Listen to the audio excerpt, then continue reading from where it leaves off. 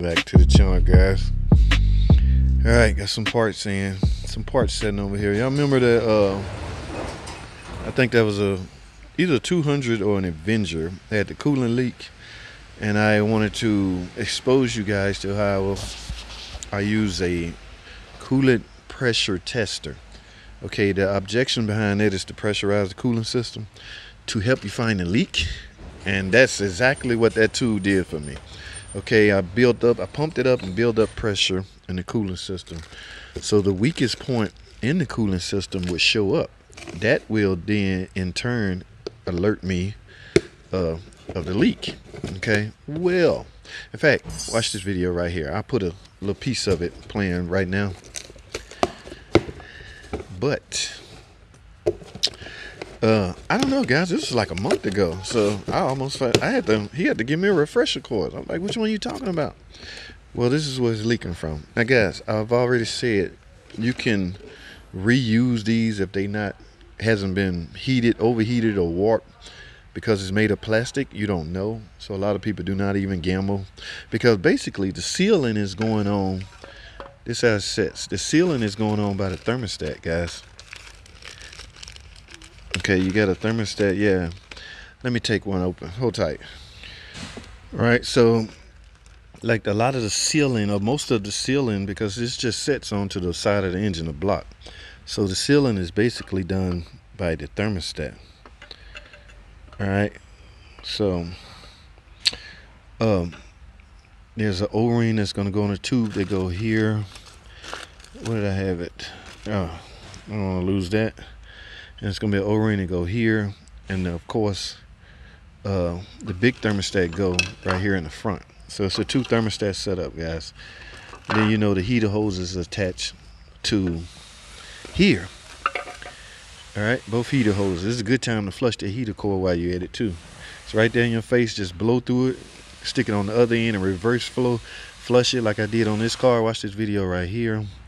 That is a good time to do that, since you're gonna have the coolant. It's only held on by 3 bolts, guys. Now let me say this again. These are not tutorial videos, but I will, however, might get a chance to show.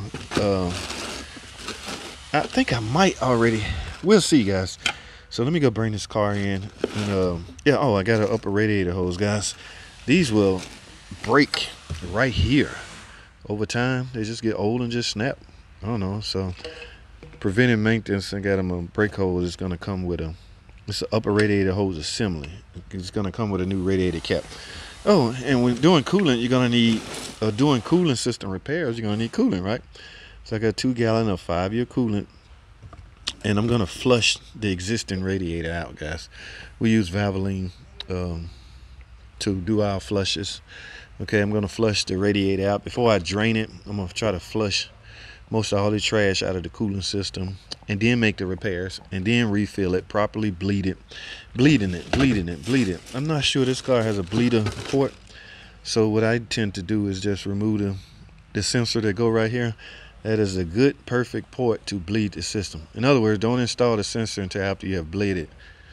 Once you got most of the air out, then set your sensor in and seal it. It's an O-ring right on top of it that will seal that up. All right, let me go bring this car in and get to work, guys. Stay tuned. Don't go anywhere. I'll be right back. Ooh, ready, guys. Finally. Okay, finally I can get this thing fixed, guys. All I'm doing is installing this. What is the proper name for this? I call it coolant adapter housing. I don't know what the proper name for this. Transfer coolant tube adapter housing. I don't know.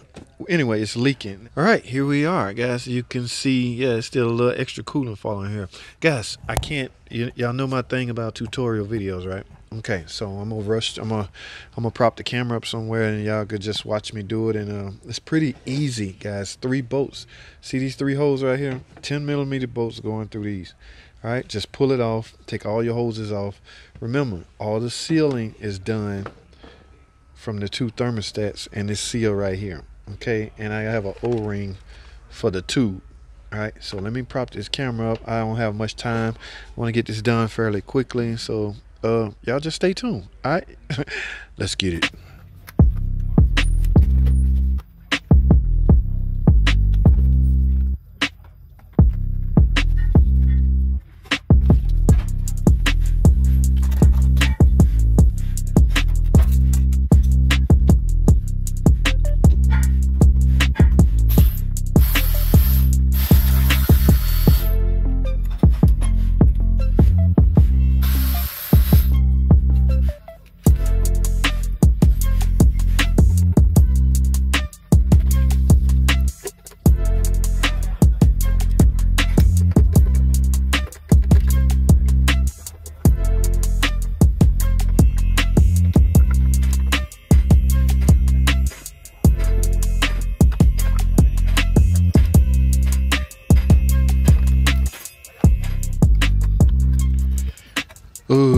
Alrighty guys, as you can see, I got the old one off. Like I say, mostly sealing right here and right here in this tube, and of course your new thermostats. All right, I left one of the hoses on because guys, I'm going to reverse flush this heater core just in case there's some trash in there, guys. This is the perfect time.